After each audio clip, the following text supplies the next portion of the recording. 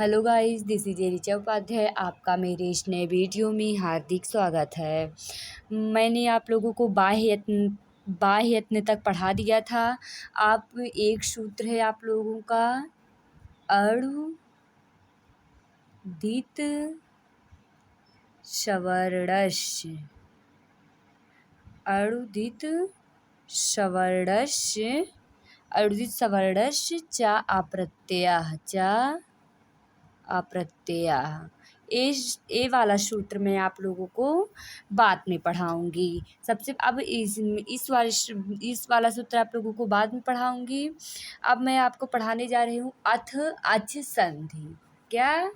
अथ अच संधि मतलब जो हम लोग संधि विच्छेद करते हैं वो कैसे होता है, कैसे बच जाता है, का कला कैसे हो जाता है, सा मिलके खट्टी सा कैसे हो जाता है, ये सब विधि हम अथ अच संधि में पढ़ेंगे, जो लघु सिद्धांत कौमुदी का ही एक भाग है। अब जो संस्कृत में विधियाँ होती हैं 3 प्रकार की होती हैं। एक होती है वर्ण विधि जिसे हम संधि कहते हैं, एक होती है पद विधि जिसे हम समास कहते हैं, एक होती है वाक्य विधि जिसे हम कारक कहते हैं। आप लोग मतलब इस वीडियो से बहुत ही अच्छी तरीके से नोट्स भी तैयार कर सकते हैं। अब आप लोग पढ़ेंगे वर्ण विधि मतलब संधि पढ़ेंगे। अब आप लोग संधि का सबसे पहला सूत्र कौन सा है? इको यड़चि। जैसे कि सूत्र से ही पता चल रहा है कि इक के बाद अगर यड़ होता है तो देखो, जैसे एक रूल है, जैसे इको यड़चि को हम इकह यड़ अचि लिख सकते हैं। इकह जो है ये षष्ठी विभक्ति में है, यड़ प्रथमा विभक्ति में है। अच जो होता है वह सप्तमी विभक्ति में होता है। अच कहाँ होता है? सप्तमी विभक्ति में। जैसे इको यड़च जो है, इको यड़च को इकह यड़ अचि ऐसे हम लिख सकते हैं। अगर संधि विच्छेद करके लिखेंगे तो इका जो होता है वह षष्ठी विभक्ति में होता है, यड़ प्रथमा विभक्ति में, अच जो है वह सप्तमी विभक्ति में होता है। जैसे सूत्र कहा गया है कि अगर कहीं किसी शब्द में षष्ठी विभक्ति का प्रयोग होता है तो उस शब्द का अर्थ निकालते समय उसमें स्थानीय शब्द जोड़ देते हैं। जैसे कि मतलब कहा गया है कि अगर किसी शब्द में हम षष्ठी विभक्ति का प्रयोग करते हैं तो उसमें हम स्थानीय शब्द जोड़ देते हैं। जैसे कि इकह है तो इकह में इका षष्ठी विभक्ति है तो इसमें हम स्थानीय शब्द अपने आप से जोड़ देंगे कि इक के स्थान पर यड़ मतलब होता है प्रथमा विभक्ति। मतलब इक के स्थान पर यदि प्रथमा विभक्ति आती है तो अच जो है सप्तमा विभक्ति।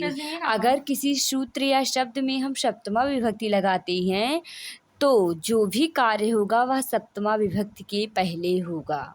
जैसे अब अच में जो है वह सप्तमी विभक्ति लगी है तो सप्तमी विभक्ति क्या कहता है कि अगर किसी सूत्र में सप्तमी विभक्ति लगी है तो जो भी उस वाक्य में जो भी कार्य होगा वह सप्तमी विभक्ति के पहले होगा। अर्थात कि जो इकह यड़ अच है सूत्र, अब अच के पहले ही जो कार्य होगा।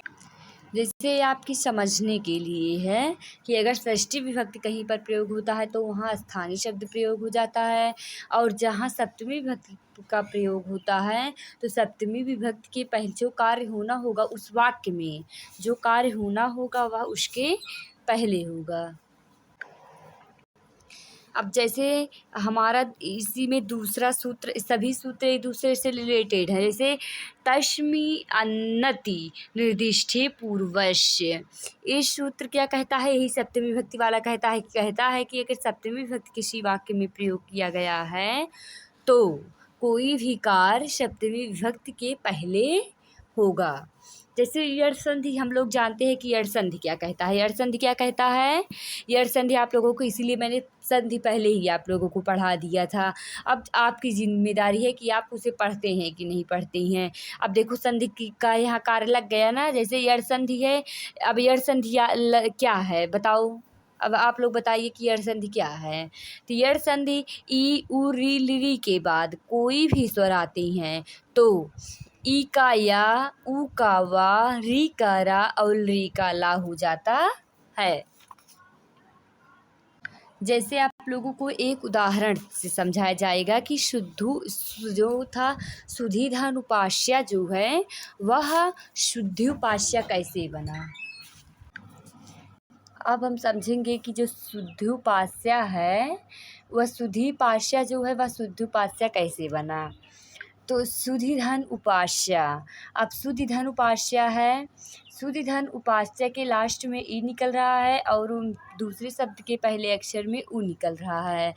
तो इसमें जो है इका यड़ अच सूत्र लगेगा। अच क्या, अच इसमें सप्तमी विभक्ति है तो सप्तमी जो भी कार्य होगा सप्तमी विभक्ति के पहले होगा और इका के बाद जो है यड़ आना चाहिए। कोई यड़ मतलब होता है कोई भी स्वर आए। अब जैसे पहले शब्द के लास्ट में ई है, इका आ गया, फिर उसके बाद दूसरे शब्द के पहले ऊ है, मतलब कि उपास्य जो सप्तमी विभक्ति है, सप्तमी विभक्ति के जो कार्य हो रहा है देख पहले ही हो रहा है। अब जैसे ई और ऊ,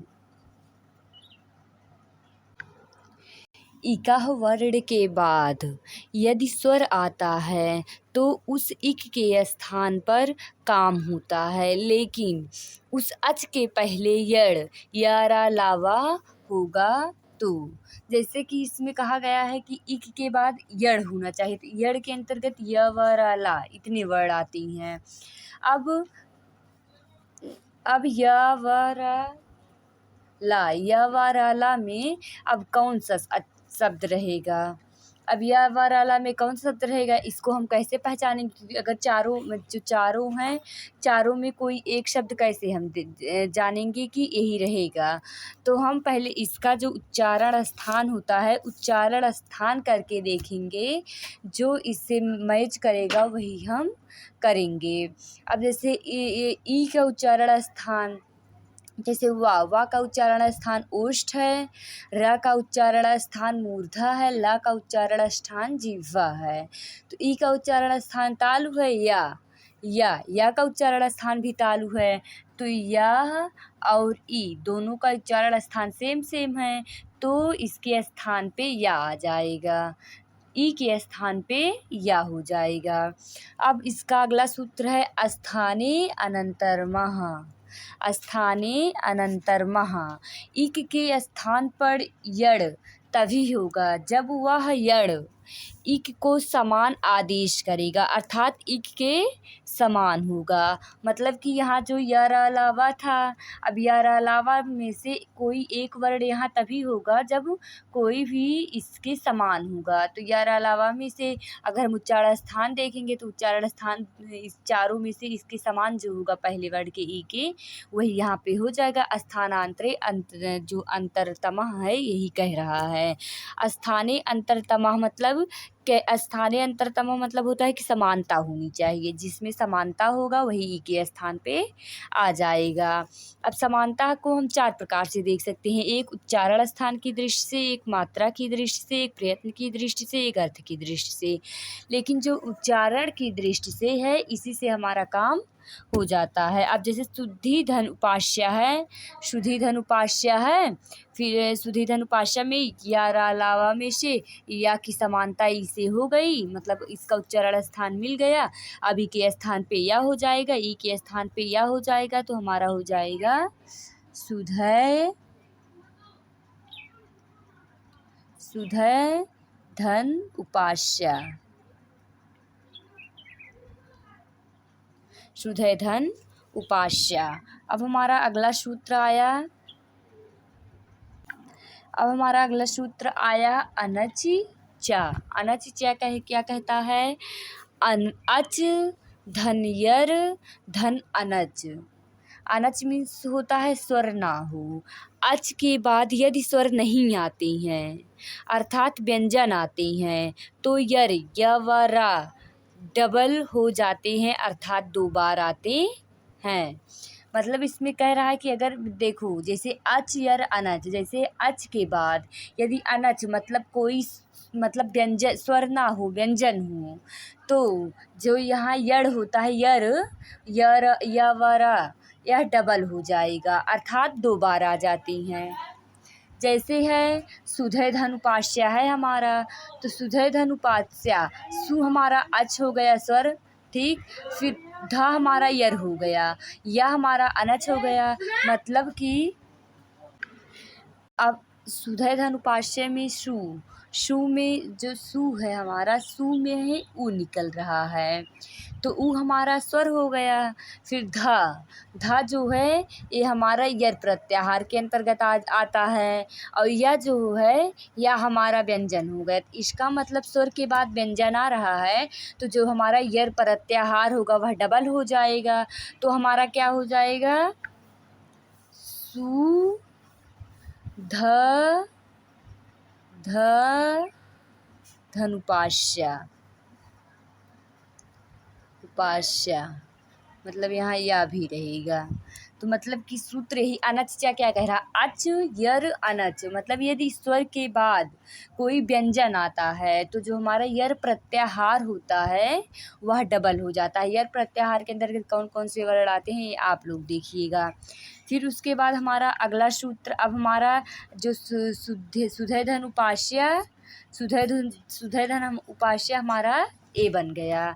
फिर उसके बाद एक सूत्र है झलाम जस झसी। झलाम जस झसी मैं आप लोगों को पहले ही पढ़ा चुकी हूँ, फिर भी बता रही हूँ। झस के तुरंत पहले झल होना चाहिए, और झल के तुरंत बाद झस होना चाहिए, तो झल का जस हो जाएगा। यदि झल प्रत्याहार के बाद झस प्रत्याहार आता है तो झल का जस हो जाता है। जैसे झल प्रत्याहार के अंतर्गत इतने वर्ण आते हैं, झल प्रत्याहार के अंतर्गत इतने वर्ण आते हैं, जस प्रत्याहार के अंतर्गत तीसरे वर्ग का तीसरा वर्ण आता है। अब इसमें कह रहा है कि झल प्रत्याहार के बाद यदि कोई झस प्रत्याहार आता है, झल प्रत्याहार के बाद यदि झस प्रत्याहार आता है तो अपने वर्ग का तीसरा अर्थात जस हो जाता है। आप लोग इसको पहले से पढ़ चुके हैं, फिर भी मैंने आप लोगों को बताया। अब जैसे हमारा है जैसे क्या बना था, सु ध या शुद्ध धाया धनुपास्या बना था। अब क्या कह रहा है कि अगर झल के बाद झस प्रत्याहार हो तो झल प्रत्याहार के बाद यदि झस प्रत्याहार हो तो वह अपने वर्ग का तीसरा अर्थात जस हो जाता है। तो यहाँ देखिए ये धा है, अब धा के झल प्रत्याहार हो गया, झल प्रत्याहार के बाद तुरंत झस प्रत्याहार आ गया। अब झल प्रत्याहार के बाद झस प्रत्याहार आया है, तो जो पहला है झल प्रत्याहार वह अपने वर्ग का तीसरा हो जाएगा, अर्थात यहाँ हो जाएगा सु द ध य। मतलब कहा कि अगर झल प्रत्याहार के बाद झस प्रत्याहार आता है तो झल प्रत्याहार अपने वर्ग का जस मतलब तीसरा हो जाता है। तो त थ द इसका अपने वर्ग का तीसरा हो गया, तो हमारा बन गया सु द ध य।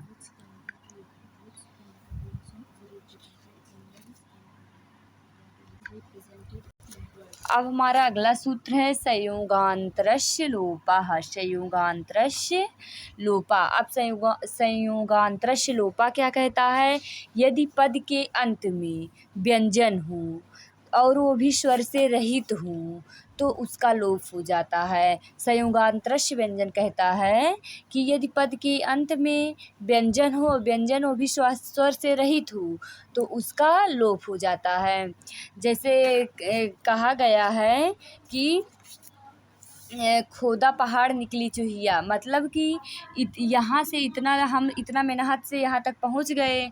अब यहाँ संयोगांतरस्य लोपा कह रहा है कि यदि जितने भी स्वर से रहित व्यंजन है सबका लोप हो जाएगा, और सबका लोप हो जाएगा तो कुछ नहीं बचेगा। तो उसके बाद फिर हमारा एक सूत्र आया अलो अंतरस्य। एक सूत्र हमारा आया अलो अंतरस्य, इसके तुरंत बाद एक सूत्र आया अलो अंतरस्य। या क्या व्याकरण शास्त्र में षष्ठी विभक्ति लगा हुआ सूत्र कोई कार्य या आदेश कर रहा है तो वह आदेश केवल अंतिम वर्ण होगा, अर्थात अंतिम वर्ण या का लोप हो जाएगा। मतलब संयोगांतरस्य लोपा तो सब लोप कर दे रहा था कि सब लोप हो जाएगा, कि जितने भी स्वर से रहित व्यंजन होंगे, मतलब हलंत लगे हुए व्यंजन होंगे, सबका लोप हो जाएगा। तुरंत हमारा आ गया अलुअंतरस्य। अलुअंतरस्य कहने लगा कि केवल अंतिम वर्ण का लोप होगा, अर्थात हमारे या का लोप हो जाएगा, हमारे या का लोप हो जाएगा। फिर उसके बाद कात्यायन जी आए। कात्यायन जी ने एक वार्तिक लिखा, यड़ा प्रतिषेध प्रतिषेधो वाच्यः। कहा कि कार्तिक ने कहा यड़ का लोप होना चाहिए, लेकिन वह नहीं हो पाएगा, अर्थात नहीं होगा। मतलब जब कात्यायन जी आए तब उन्होंने अपना काम बनाया वार्तिक लिख के कि तो कात्यायन जी ने वार्तिक लिखा, यड़ः प्रतिषेधः प्रतिषेधो वाच्यः। अब इन सूत्र के सूत्र का कहने का मतलब है कि किसी का भी लोप नहीं होगा। हमारा श्रु धन द धन ध धन य धन उपास्यः बन गया शुद्ध उपास्य। मतलब कि इसको हमने ऐड कर दिया, सु द ध य को हमने अगर ऐड कर देंगे तो सु द भी आधा, धा भी आधा, फिर उसके बाद या भी आधा इसी में ऐड करके शुद्ध धन उपास्य बन गया हमारा क्या शुद्ध, क्योंकि सब आधा आधा है तो आधा आधा, श्रु द भी आधा, द में ध भी आधा, या भी आधा, शुद्ध धन उपास्य बन गया हमारा शुद्धोधन उपास्य। अर्थात जो शुद्धोधन उपास्य है, इसको बनाने में हमने कितने सूत्रों का उपयोग किया।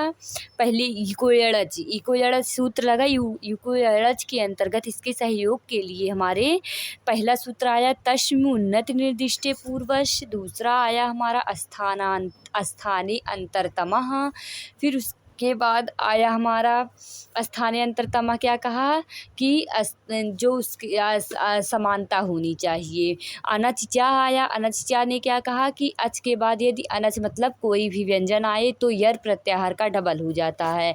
फिर उसके बाद हमारा आया झलाम झस झसी। उसके बाद हमारा सूत्र आया संयोगांतरस्य लोपा, सबका लोप कर दिया इसने। फिर आया हमारा एक परिभाषा सूत्र अलो अंतरस्य, जिन्होंने कहा नहीं केवल अंतिम का लोप होगा। फिर हमारे आए कात्यायन जी, उन्होंने लिखा यड़ः प्रतिषेधः प्रतिषेधो वाच्यः, अर्थात किसी का भी लोप नहीं होगा, तो हमारा बन गया शुद्धो उपास्यः।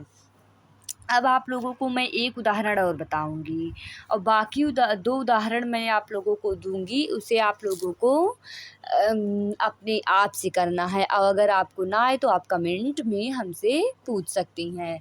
तो हम आपको एक उदाहरण और बताएंगे, मध्वरी मधुधन अरि। सबसे पहला सूत्र इसमें लगेगा इका यड़ अची, मतलब कि इका है, इक के बाद यदि अड़ आता है तो उसका मतलब उसके बाद जब इक के बाद जैसे कि कोई यू री लिरी के बाद कोई भी अगर व्यंजन आता है तो उसके स्थान पे हमारा ई के स्थान पे या ऐसे हो जाता है। तो अब जैसे हमारा ये मधु, मधु में ऊ निकल रहा है, ऊ के बाद आ गया है। अब माँ धन धा धन वा, अब ऊ के स्थान पे वाह हो जाएगा ना, ऊ के स्थान पे वाह हो जाएगा, क्योंकि ऊ का वाह होता है, ऊ का वाह होता है तो ऊ के स्थान पे वाह हो जाएगा। तो हमारा हो जाएगा म धन व धन अरि। फिर उसके बाद अनचचा सूत्र लगेगा दूसरा। अनचचा क्या कहता है कि यदि स्वर के बाद व्यंजन आया हो, स्वर के बाद यर के बाद व्यंजन आया हो स्वर से रहित, तो क्या होता तो देखो तो यर प्रत्याहार जो होता है वह डबल हो जाता है। तो अब देखो यहाँ माँ में आ निकल रहा है तो यहाँ स्वर हो गया। अब स्वर के बाद हमारा व्यंजन आ गया, बीच में आया हमारा यर प्रत्याहार, तो हमारा यर प्रत्याहार डबल हो जाएगा, माँ धन धा व धन आरी। अब सूत्र लगेगा हमारा जलाम झस झसी। सूत्र लगेगा हमारा जलाम झस झसी। अब जब जलाम झस झस सूत्र लगेगा तो जलाम झस झस सूत्र क्या कहता है कि अगर झस प्रत्याहार के बाद झस प्रत्याहार आता है तो आपके वर्ग का तीसरा हो जाता है।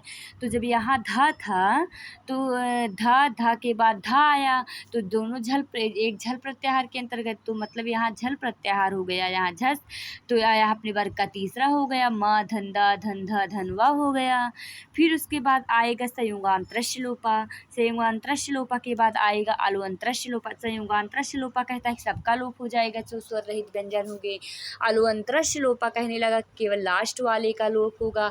वार्तिक जी का जो उन्होंने कात्यायन जी ने जो वार्तिक लिखा है यड़ा प्रतिषेधे वाच्याः, उन्होंने कहा कोई भी मतलब किसी का भी लोप नहीं होगा। तो हमारा जो मध्वरी है म द ध वा, अब इसको हम ऐड कर लेंगे तो हो जाएगा माँ पूरा, फिर उसके बाद दा भी आधा, धा भी आधा, वा भी आधा, अरे मध्वरी।